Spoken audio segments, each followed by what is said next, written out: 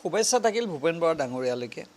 তেখেতসকলে এই কামটো আগতেই কৰিব লাগিছিল। এতিয়া নিৰ্বাচন আহি পালে, নিৰ্বাচন আহি পোৱাৰ লগে লগে তেওঁলোকে যদি ভাবিছে যে নিৰ্বাচন অহা কাৰণে আমি ৰাইজৰ ওচৰলৈ যাব লাগে, এই সিদ্ধান্তটো ৰাইজে ল'ব। কিন্তু আমি আমাৰ ভাৰতীয় জনতা পাৰ্টিৰ প্ৰত্যেকজন কাৰ্যকৰ্তাই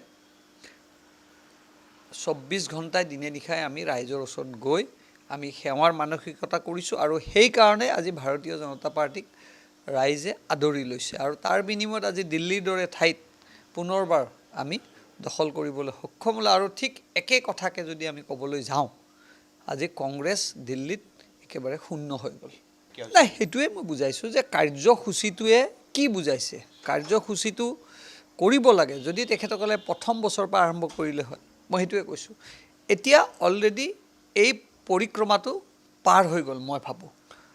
তথাপিও তেখেতসকলে যিহেতু ৰাইজৰ ওচৰলৈ যাব বিচাৰিছে, যাওক, ৰাইজৰ পৰা আচল প্ৰত্যুত্তৰ বা ৰাইজৰ পৰা আচল উত্তৰটো পাব।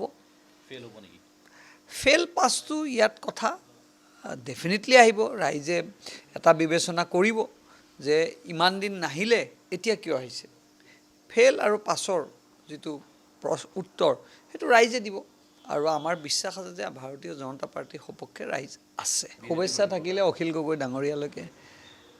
কংগ্ৰেছে মিত্ৰতা ভংগ কৰিছে দুবাৰ, আপোনালোকে জানে। যোৱা ইলেকশ্যনতো তেওঁলোকক মিত্ৰতা ভংগ কৰি তেওঁলোকক নস্যাৎ কৰিছে। তাৰপিছতো যদি অখিল গগৈ নিজেই গৈ মিত্ৰতা কৰিব বিচাৰিছে, ইয়াৰ উত্তৰ অখিল গগৈ আৰু কংগ্ৰেছে জানিব। শুভেচ্ছা থাকিল ভূপেন বৰা ডাঙৰীয়ালৈকে। তেখেতসকলে এই কামটো আগতেই কৰিব লাগিছিল। এতিয়া নিৰ্বাচন আহি পালে, নিৰ্বাচন আহি পোৱাৰ লগে লগে তেওঁলোকে যদি ভাবিছে যে নিৰ্বাচন অহা কাৰণে আমি ৰাইজৰ ওচৰলৈ যাব লাগে, এই সিদ্ধান্তটো ৰাইজে ল'ব। কিন্তু আমি আমাৰ ভাৰতীয় জনতা পাৰ্টিৰ প্ৰত্যেকজন কাৰ্যকৰ্তাই 24 ঘণ্টাই দিনে নিশাই আমি ৰাইজৰ ওচৰত গৈ আমি সেৱাৰ মানসিকতা কৰিছোঁ আৰু সেইকাৰণে আজি ভাৰতীয় জনতা পাৰ্টিক ৰাইজে আদৰি লৈছে আৰু তাৰ বিনিময়ত আজি দিল্লীৰ দৰে ঠাইত পুনৰবাৰ আমি দখল কৰিবলৈ সক্ষম হ'লোঁ। আৰু ঠিক একে কথাকে যদি আমি ক'বলৈ যাওঁ, আজি কংগ্ৰেছ দিল্লীত একেবাৰে শূন্য হৈ গ'ল। নাই, সেইটোৱে মই বুজাইছোঁ যে কাৰ্যসূচীটোৱে কি বুজাইছে। কাৰ্যসূচীটো কৰিব লাগে যদি তেখেতসকলে প্ৰথম বছৰৰ পৰা আৰম্ভ কৰিলে হয়, মই সেইটোৱে কৈছোঁ। এতিয়া অলৰেডি এই পৰিক্ৰমাটো পাৰ হৈ গ'ল মই ভাবোঁ। তথাপিও তেখেতসকলে যিহেতু ৰাইজৰ ওচৰলৈ যাব বিচাৰিছে, যাওক, ৰাইজৰ পৰা আচল প্ৰত্যুত্তৰ বা ৰাইজৰ পৰা আচল উত্তৰটো পাব। ফেল হ'ব নেকি?